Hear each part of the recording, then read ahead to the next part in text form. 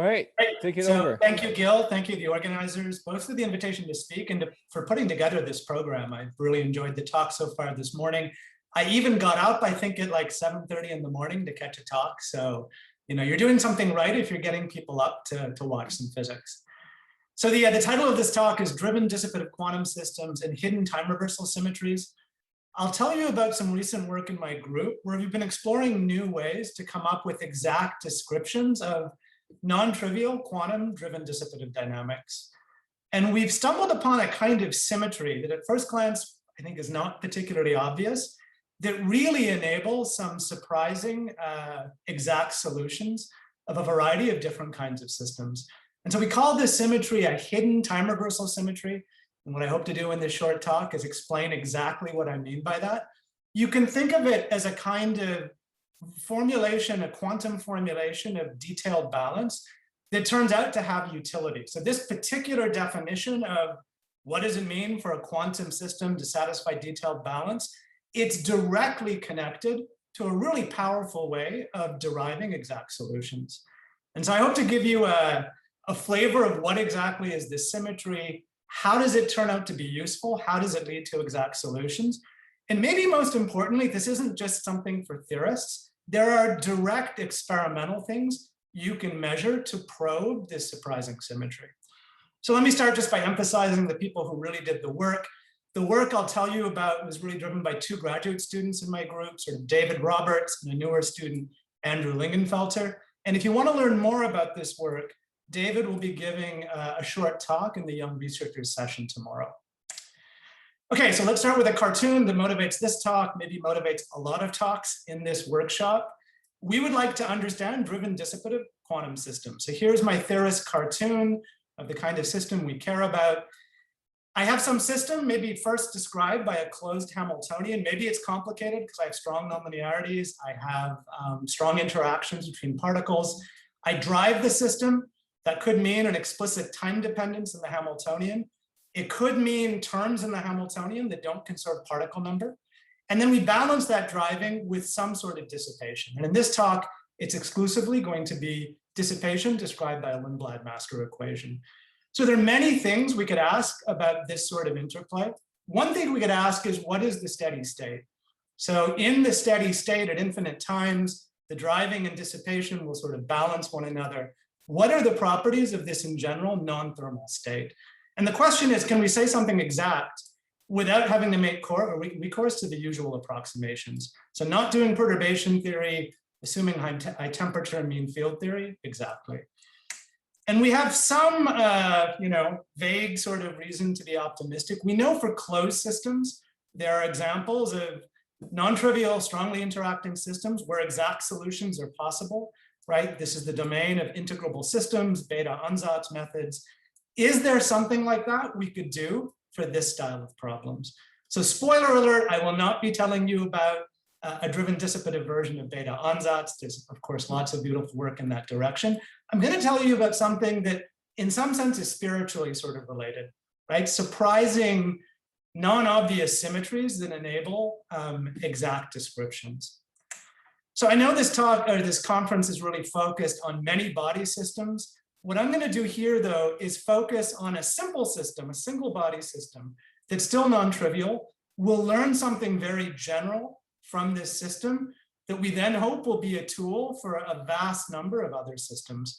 So the system I'm going to look at, I think it already came up in some talks earlier today. It's just a single bosonic mode, a nonlinear cavity. So the Hamiltonian is given here. There's some on-site Kerr nonlinearity, or you could call this a Hubbard U. We have coherent driving described at the rotating wave level. So this Hamiltonian is time independent. Coherent 1-photon driving, 2-photon driving, maybe even other terms. And then we have loss described by a standard Lindblad-Masker equation.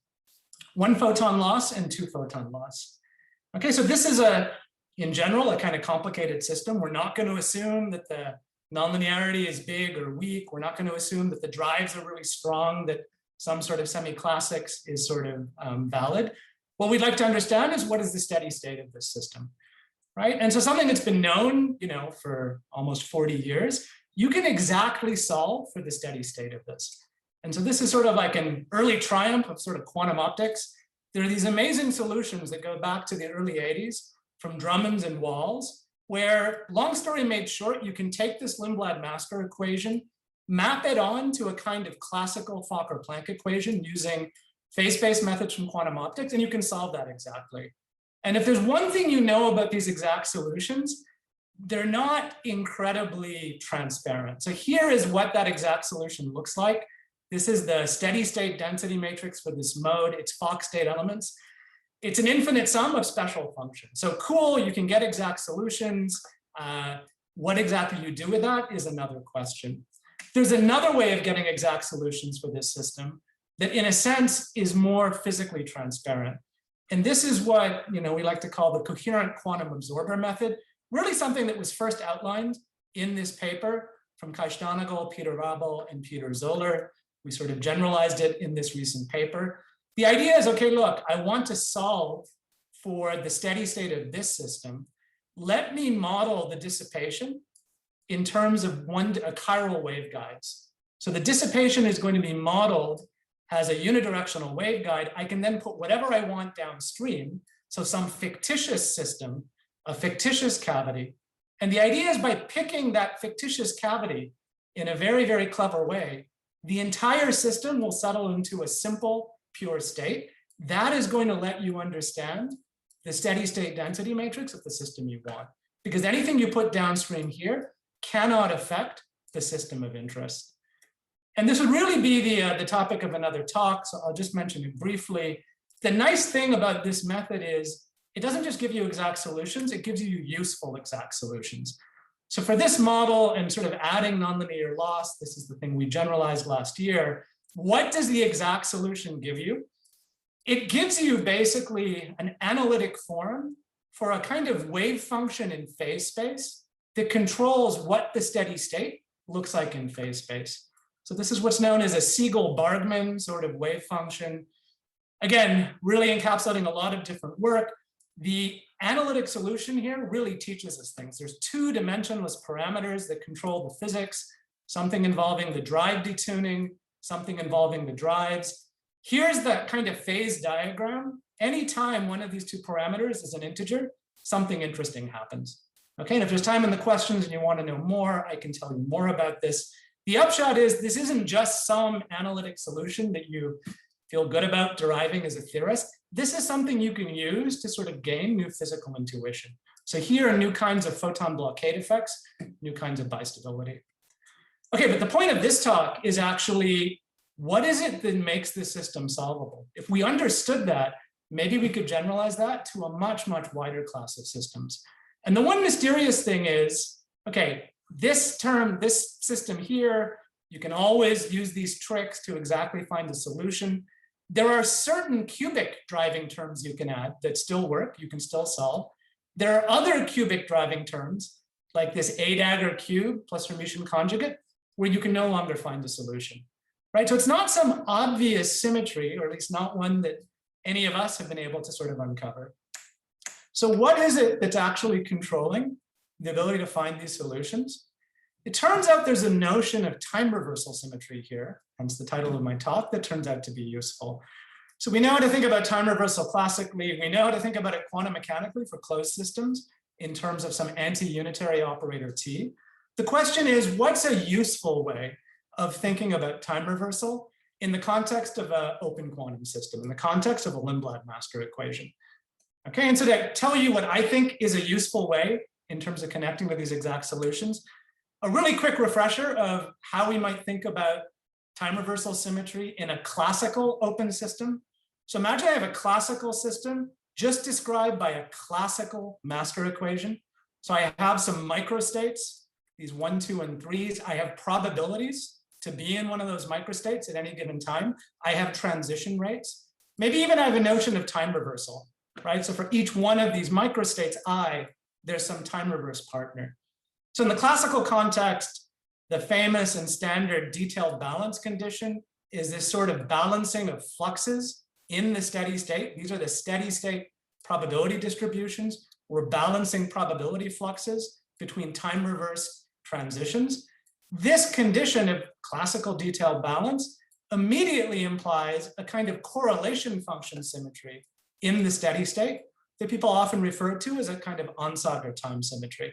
So if there are two things I can measure in this classical system, A and B, that are maybe functions of what microstate I'm in the steady state, there's this kind of time symmetry. And the tildes here mean maybe you need to do some time reversal operation on those two operators. So this is all classical. This is all stuff we know and love from some stat mech class.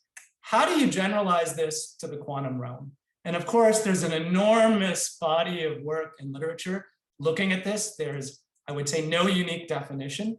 Maybe the best known set of definitions, certainly within the world of quantum optics, goes back to this work from Agarwal and Carmichael in the 70s. And the idea is, okay, this condition is maybe hard to directly apply in a Lindblad master equation, because look, you have rates, but you also have Hamiltonian evolution. But this is something you could directly translate to the quantum world. If I have a Lindblad master equation, if I have a steady state, I could use the quantum regression theorem to calculate correlation functions. Right? So in these early works, one natural definition of quantum detailed balance is for my system to have quantum detailed balance, it must obey this correlation function symmetry. Okay, so no one can stop you from defining something in any way you want. This is sort of a reasonable definition. The problem with this definition is it doesn't actually help us for what we want. We want some sort of notion of detailed balance that is subtle enough and useful enough to apply to non-trivial systems.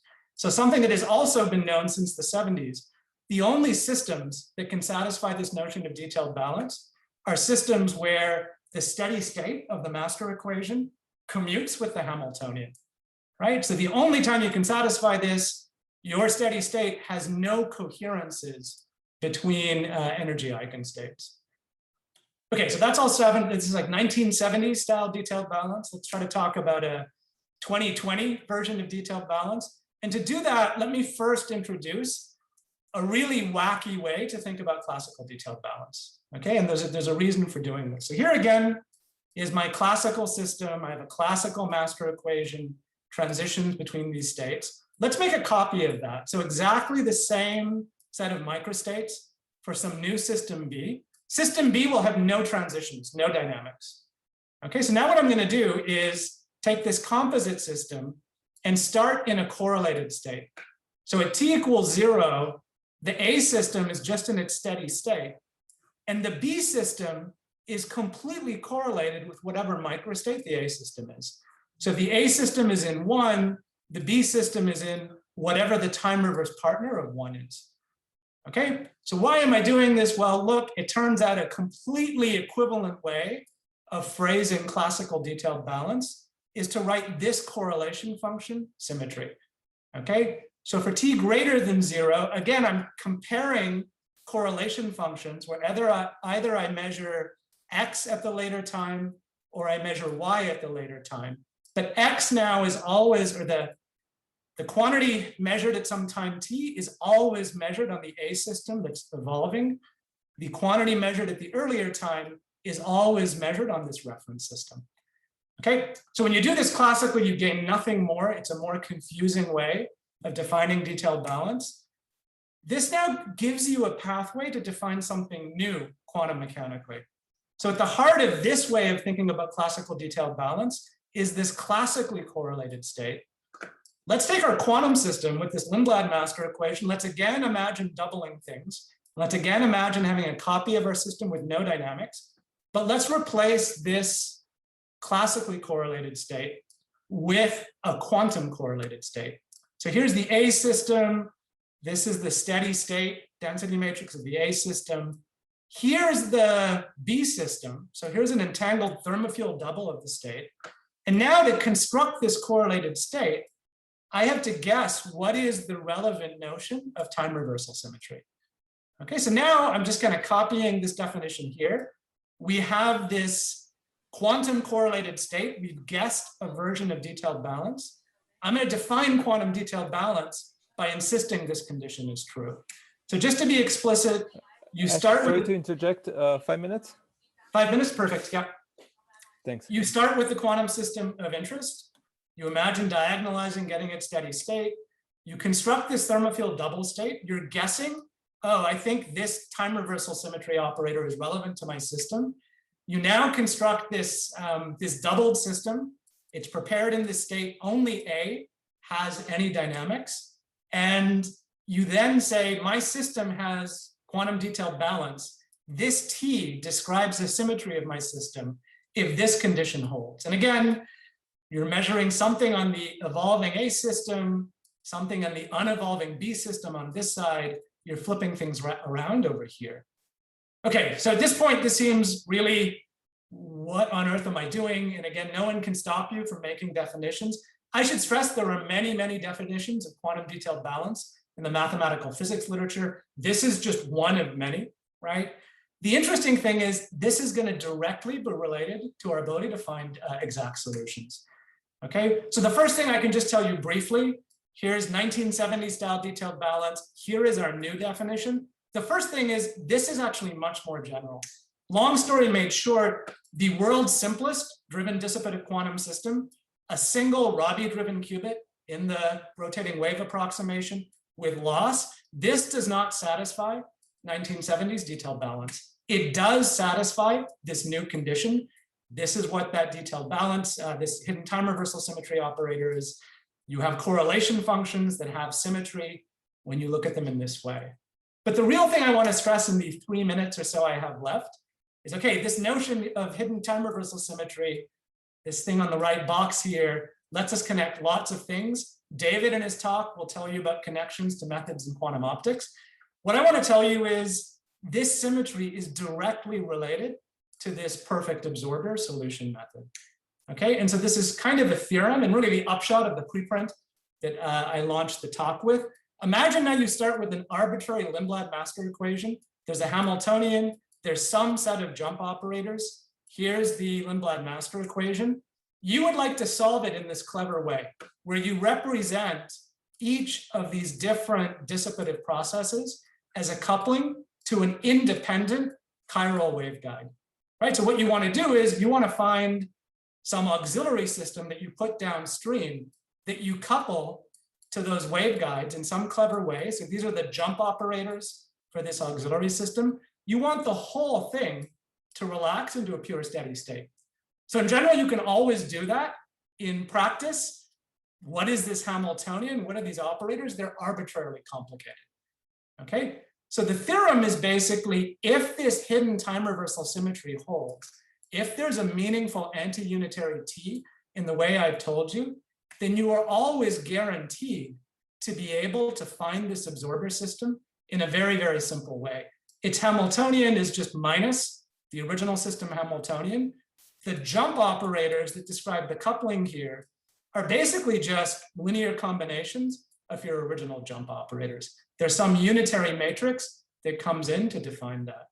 Okay, so long story made short, this exact solution method that has been known and kind of extended for this class of bosonic problems, it really is related to a kind of symmetry property that now could actually apply to a much wider class of systems. And then maybe the 1 or 1.5 minutes I have left. So this is really, you know, from the point of view of a theorist, kind of exciting. It gives us hope, and we know this hope has some grounding of using these ideas to solve other systems. In the last minute, I just want to point out, if you're an experimentalist, this is a symmetry you can actually test in the lab. And I don't mean that you need to construct 2 versions of your system and prepare it in a thermofield double state, though again, people have done that with trapped ions.